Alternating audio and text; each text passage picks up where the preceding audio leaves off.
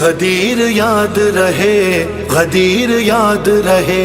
सुनो सुनो ये सदाए फकीर याद रहे, गदीर याद रहे, गदीर याद रहे।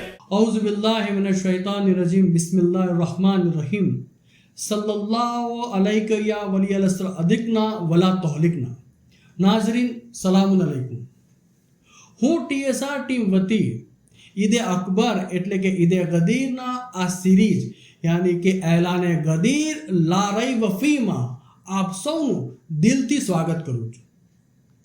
અજીઝો, આજના એપિસોડમાં આપણે ઇમામે ઝમાના અલૈહિસ્સલામની મદદ થકી ઇન્શાઅલ્લાહ હદીસે મંજિલત ઉપર ચર્ચા કરશું।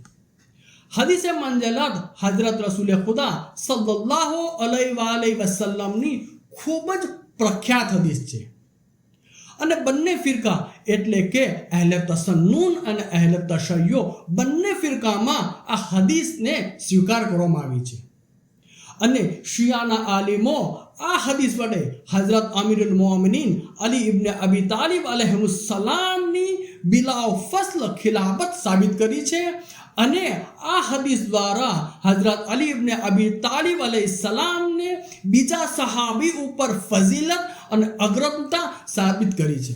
આ હદીસમાં હઝરત રસૂલ ખુદા સલ્લલ્લાહુ અલૈહિ વસલ્લમ હઝરત અલી અલૈહિસ્સલામને ફરમાવે છે, એ અલી, તમારી મંઝિલત મારી પાસે એવી છે જેવી મંઝિલત હઝરત હારૂન અલૈહિસ્સલામની હઝરત મૂસા અલૈહિસ્સલામની સામે હતી અને શિયાના આલિમો આ હદીસને મુતવાતિર ગણી છે।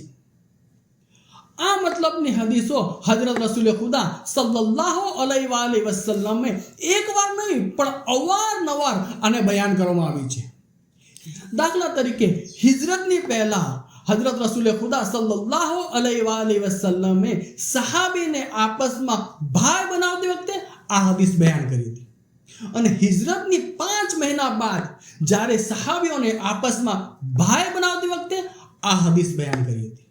ઉમ્મે સલમા સલામુલ્લાહ અલૈહાના ઘરમાં જ્યારે જનાબે હમઝાની શહાદત પછી એમની દીકરીના વલી બનાયા ત્યારે આ હદીસ બયાન કરવામાં આવી હતી અને સૌથી વધારે ફઝીલત યાની કે સૌથી વધારે અગ્રિમતાનો બનાવ એ છે કે જ્યારે રસૂલ ખુદા સલ્લલ્લાહુ અલૈહિ વસલ્લમ જંગે તબુકમાં જતા હતા ત્યારે આ હદીસને બયાન કરવામાં આવી હતી। અમે આ હદીસ અહેલે મુખાલિફિનના જે કિતાબોમાં બયાન કરવામાં આવ્યું છે આ સ્ક્રીનમાં બતાવીએ છીએ અને આ મોટી મોટી કિતાબો અને સહી કિતાબોમાં આ હદીસનો ઉલ્લેખ કરવામાં આવ્યો છે। અઝીઝો, હવે આપણે ઇન્શાઅલ્લાહ હદીસે મંઝિલત શિયાની કઈ કિતાબોમાં આવ્યું છે તે જોશું। આ હદીસના ઘણા બધા રાવીઓ નકલ કર્યું છે અને આપણા ઘણા બધા બુઝુર્ગોએ પોતાની કિતાબોમાં આ હદીસને નકલ કરી છે, જેમાંની અમુક કિતાબો આ મુજબ છે: કિતાબે સુલેમ, તફસીર કુમ્મી, અલ મહાસિન, અલ કાફી, આમાલિય શેખ સદૂક, અલ ઇરશાદ અને અલ ગરાર। અઝીઝો, આ દરેક કિતાબ અને તેમના લેખકો એટલા મહાન વ્યક્તિ છે, તેમની ઓળખાણ માટે અને કિતાબની ઓળખાણ માટે એક અલગ સિરીઝ બને તેમ છે। જ્યારે આપણે જાણી ચૂક્યા છીએ કે આ હદીસ બંને યાની કે શિયા અને અહેલે તસન્નુની કિતાબમાં મોજૂદ છે, તો હવે આપણે એ વિરુદ્ધનો જવાબ દેવા જઈ રહ્યા છીએ જે ઘણા બધાનો પસંદીદા જવાબ છે, એ છે આ હદીસ ઝઈફ છે। ચાલો આપણે જોઈએ કે તેઓના આલિમ આ હદીસ વિશે શું કહે છે। ઇબ્ન અબ્દુલ બર આ હદીસને સૌથી વધારે સહી કહી છે। હાકિમ નેશાપુરી આ હદીસને સહી કહે છે, જ્યારે કે હાફિઝે ઝહબી આ હદીસની સહી હોવા પર ખૂબ જ ભાર મૂકે છે। અહીં સુધી કે હઝરત અમીરુલ મોમિનીન અલૈહિસ્સલામના દુશ્મનના ખાસ દોસ્ત આ હદીસને નકારી નથી શકતા અને આ હદીસને સ્વીકારે છે। હાકિમે શામે સાદ ઇબ્ન અબી વક્કાસને જે હઝરત અલી અલૈહિસ્સલામનો દુશ્મન હતો તેને પૂછે છે, તેના સવાલ કરે છે કે તું શા માટે હઝરત અલી અલૈહિસ્સલામની શાનમાં ગુસ્તાખી નથી કરતો? ત્યારે સાદ ઇબ્ન અબી વક્કાસ કહે છે કે હઝરત અલી અલૈહિસ્સલામની ત્રણ ખાસિયતો હતી, તેમાંથી એક ખાસિયત હદીસે મંઝિલત. તેના કારણે હું ગુસ્તાખી નથી કરતો. આ સાંભળીને હાકિમે શામ પણ હઝરત અલી અલૈહિસ્સલામની શાનમાં ગુસ્તાખી કરવાનું બંધ કરી દે છે. અઝીઝો, યાદ રહે કે આ રિવાયત મુખાલિફિનની કિતાબોમાં મોજૂદ છે. હવે જ્યારે આ હદીસ સાબિત થઈ ગઈ અને આ હદીસની સહેદ પણ સાબિત થઈ ગઈ, તો હવે આપણે જોઈએ કે આ હદીસ કેવી રીતે હઝરત અલી અલૈહિસ્સલામને બિલા ફસ્લ ખલીફા સાબિત કરે છે. આ હદીસમાં હઝરત રસૂલ ખુદા સલ્લલ્લાહુ અલૈહિ વસલ્લમે હઝરત અલી અલૈહિસ્સલામને જનાબે હારૂન અલૈહિસ્સલામની સાથે સરખાવ્યા છે. પણ હઝરત અલી અલૈહિસ્સલામ પાસે નબુવત નથી.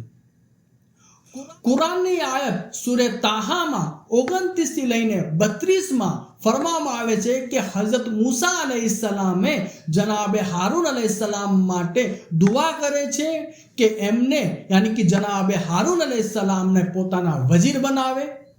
તો અલ્લાહ તબારક વ તઆલાએ તેમની દુઆને કબૂલ કરે છે અને હઝરત હારૂન અલૈહિસ્સલામને તેમની ગેરમોજૂદગીમાં તેમના ખલીફા બનાવે છે. જે હક હઝરત મૂસા અલૈહિસ્સલામે જનાબે હારૂન અલૈહિસ્સલામને આપ્યા હતા, તે બધા હક હઝરત રસૂલ ખુદા સલ્લલ્લાહુ અલૈહિ વસલ્લમ તરફથી હઝરત અલી અલૈહિસ્સલામને મળ્યા છે. જો જનાબે હારૂન અલૈહિસ્સલામ હઝરત મૂસા અલૈહિસ્સલામની બાદ જીવંત હોત, તો જનાબે મૂસા અલૈહિસ્સલામ પછી તેમના ખલીફા બન્યા હોત. આ ઉપરાંત બીજી એક વાત તરફ ધ્યાન દેવું જરૂરી છે કે જેવી રીતે હઝરત હારૂન અલૈહિસ્સલામની ખિલાફત અલ્લાહ તરફથી હતી, તેમજ તે જ વસ્તુ હઝરત અલી ઇસ્લામને પણ લાગુ પડે છે કે હઝરત અલી ઇસ્લામની ખિલાફત અલ્લાહ તરફથી જ હતી. આ દરેક વાત અમીરુલ મોમિનીન અલી ઇબ્ન અબી તાલિબ અલૈહિસ્સલામની બિલા ફસ્લ ખિલાફતને સાબિત કરે છે. આપણે આજના એપિસોડમાં હદીસે મંઝિલત વિશે માહિતી મેળવી. હવે આના પછીના એપિસોડમાં હદીસે મંઝિલત ઉપર એતરાજ અને તેના જવાબ વિશે જાણીશું. અજીજો, આ ચર્ચા આપણે કરીએ છીએ એ અલ્લામા મીર હામિદ હુસૈન અલ રહેમાની ચર્ચાની સામે એક દરિયાની સામે ટીપુ સમાન છે. TSR તરફથી અલ્હમ્દુલિલ્લાહ આલિમોની દેખરેખ હેઠળ નબા પબ્લિકેશનના સિલેબસ વડે અમે એક ઇસ્લામી ક્લાસીસ ચલાવી રહ્યા છીએ. અલ્હમ્દુલિલ્લાહ આ ક્લાસ ગુજરાતી, હિન્દી, ઉર્દુ, ઇંગ્લિશ, સ્વાહિલીમાં મોજૂદ છે. આ ક્લાસ ઓનલાઈન અને ઓફલાઈન બંને રીતે ઉપલબ્ધ છે, જેમાં એકદમ પ્રાથમિક શિક્ષણ એટલે કે ઇમામ અલૈહિસ્સલામના નામ અને કુરાન મજીદની તાલીમથી લઈને આવી કિતાબો સુધીનું તાલીમ આપવામાં આવે છે. અગર આપ આ ક્લાસીસમાં જોડાવા ઈચ્છતા હો તો ડિસ્ક્રિપ્શનમાં આપેલા લિંક ઉપર રજીસ્ટર થઈ શકો છો. આપ બધાને વિનંતી છે કે આ વિડીયોને લાઈક કરો, કોમેન્ટ કરો.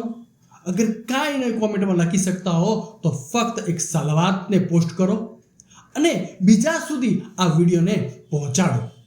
અંતમાં આપણે અલ્લાહ તબારક વ તઆલાની બારગાહમાં દુઆ કરીએ કે આપણા જમાનાના ઇમામ અલૈહિસ્સલામના ઝહૂરમાં જલ્દી કરે અને આપણો બધાનો શુમાર તેમના નાસિરો મદદગારમાં કરે.